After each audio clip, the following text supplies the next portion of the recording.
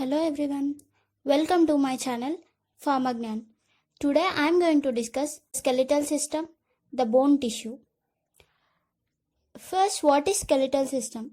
Skeletal system includes the entire framework of bones and their cartilages along with tendons and ligaments.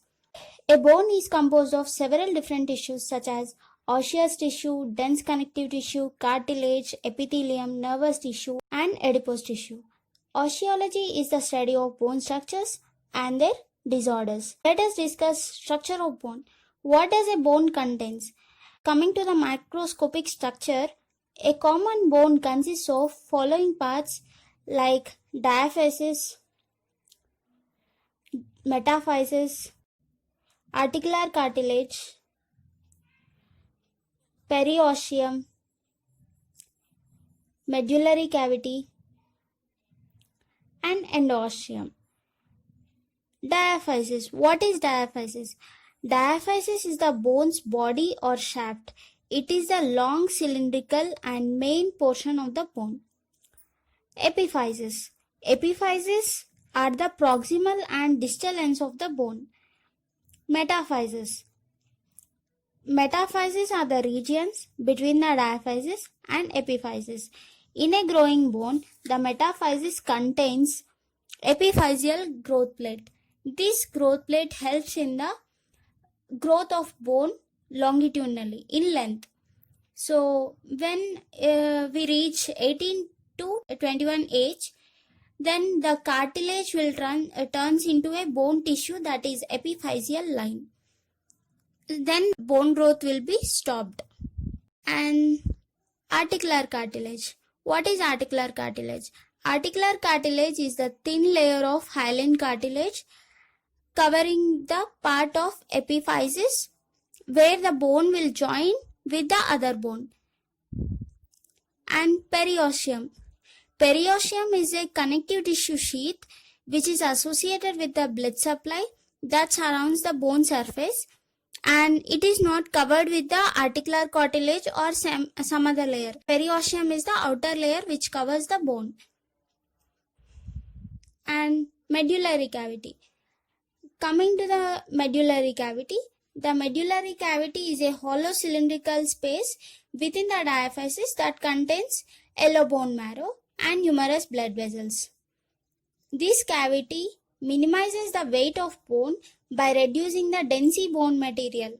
And last, endosteum. Endosteum is a thin membrane that lines the medullary cavity. Now let us examine the bones, these parts in a diagram. I will show you.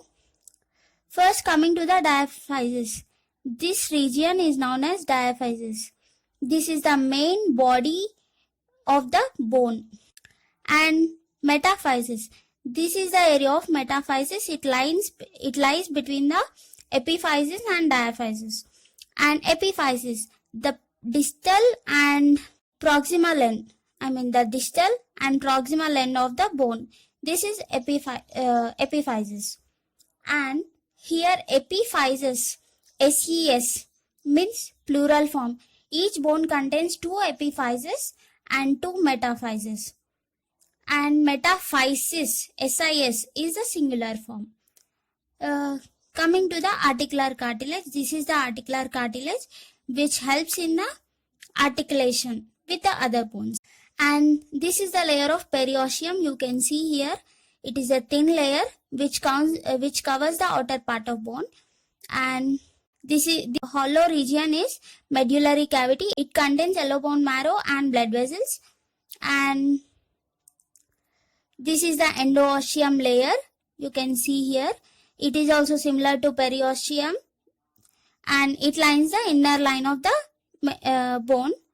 And you can see this. Here will also be a thin layer, articular cartilage, and inside the bone we contain red bone marrow, and this is the compact bone tissue, and this is the spongy bone tissue. We will see later in the histology of bone this compact and spongy bone tissue. So this is the partially sectioned humerus, the arm bone.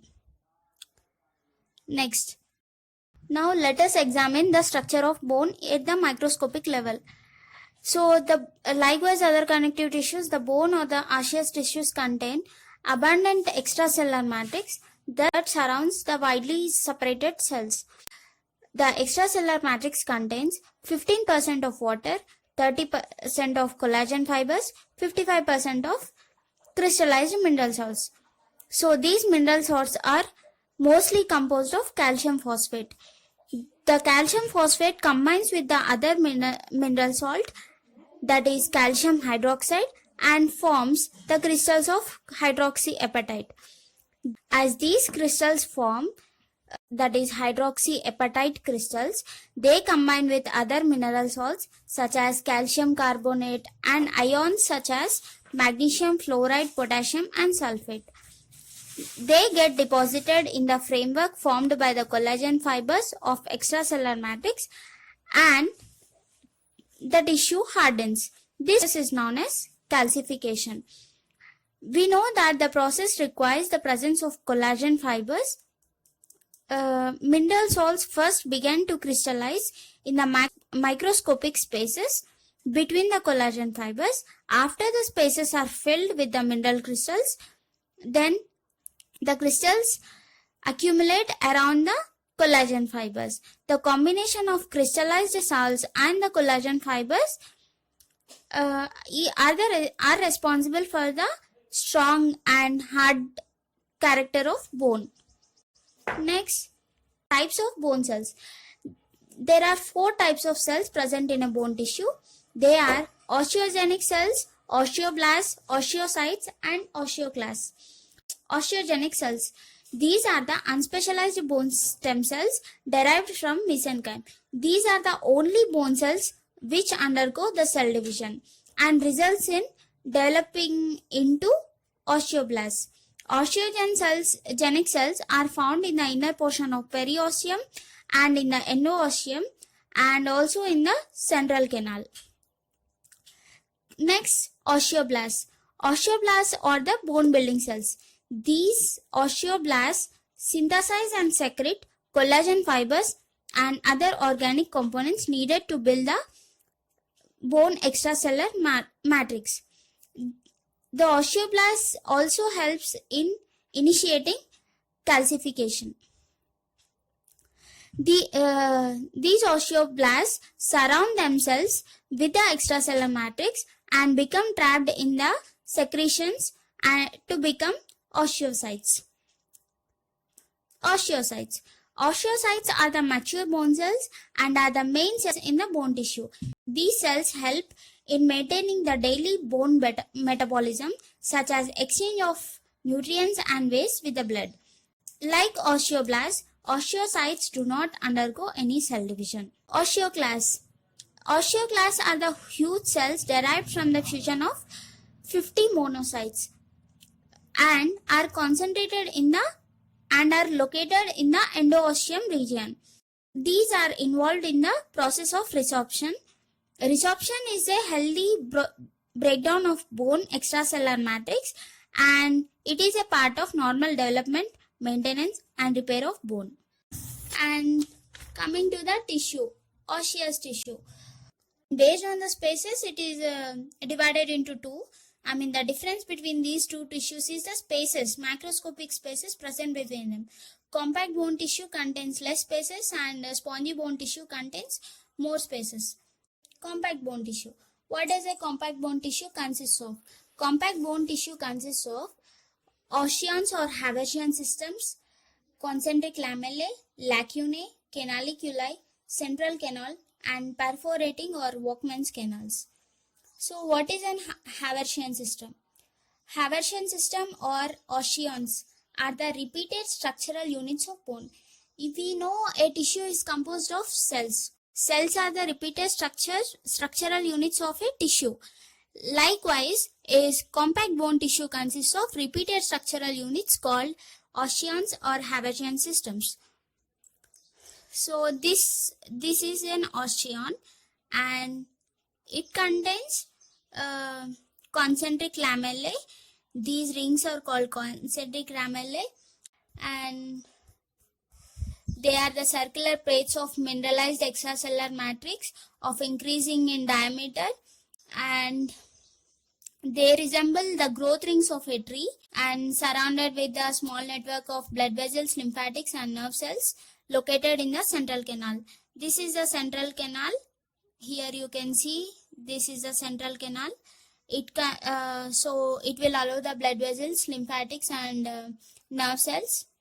And you can also see this brown color things are the lacunae, which contains osteocytes, and these will develop small extensions called canaliculi. You can see here the canaliculi are the extensions of lacunae, and these contains extracellular fluids and necessary for communicating the osteocytes with the neighboring osteocytes. And interstitial lamellae. Interstitial lamellae is the region which is present between the each osteon. I mean, osteon to osteon, gaps are present. These gaps are covered with interstitial lamellae. And Walkmans or perforating canals. Walkman canals allow the blood vessels from the periosteum to the compact bone tissue. Coming to the spongy bone tissue. So in spongy bone tissue, similar to Haversian systems, there will be the trabeculae. Trabeculae are the cells which are present in irregular pattern in a thin columns in a tissue. So then the bone will be spongy. The name itself indicates that it will be very loose. I mean, not a rigid structure. And this contains bone marrow, and it is also called as trabecular or cancellous bone tissue. And coming to the microscopic examination, you can see this is a osteon, and this area is the central canal which allows the blood vessels, and these round structures you can see here, these are concentric lamellae, and while zooming here, these are the lacunae, and these extensions are canaliculi which contains extracellular matrix, and this is the interstitial lamellae. You can see here, I mean, between each osteon the interstitial lamellae layer is present. And this is the spongy bone tissue area. This is the compact bone tissue area. Here spongy bone, you can see here trabeculae are present loosely, and between these trabeculae the yellow bone marrow and red bone marrow are located. And these are the perforating canals. From periosteum, these allows the blood vessels to penetrate into the compact bone tissue. And outer circumferential lamellae, and this is the inner circumferential lamellae. So this is about the bone tissue.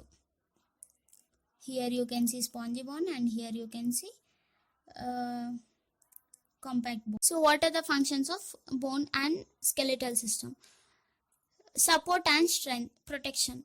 Skeleton serves as a structural framework for body by supporting the soft tissues and providing attachment points for tendons of most skeletal system. And protection. How it provides protection? Skeletal system protects the important internal organs from injury. Example, cranial bones protect the brain, vertebra protect the spinal cord, and ribs protect the heart and lungs. Assistance in movement.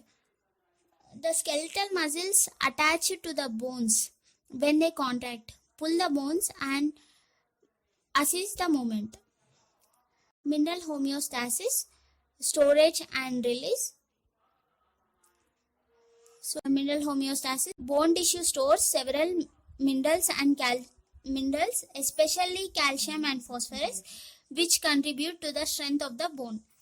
So bone tissue stores approximately 99% of body calcium, and it helps in maintaining the critical mineral balances and distribute the minerals whenever needed. And blood cell production. The red bone marrow present in the bone will help in the production of red blood cells, white blood cells, and platelets. This process is known as hemopoiesis. Red bone marrow consists of developing blood cells, adipocytes, fibroblasts, macrophages, within the network of reticular fibers. And with increasing age, the bone marrow changes from red to yellow. Triglyceride storage. Uh, this bone contains the yellow bone marrow, which mainly consists of adipose tissue, which store the triglycerides. These act as a chemical energy reserves. So if you like my explanation, please do like, share and subscribe. Follow us on Instagram at the PharmaGnyan and visit my blog pharmagnan.blogspot.com. Thank you.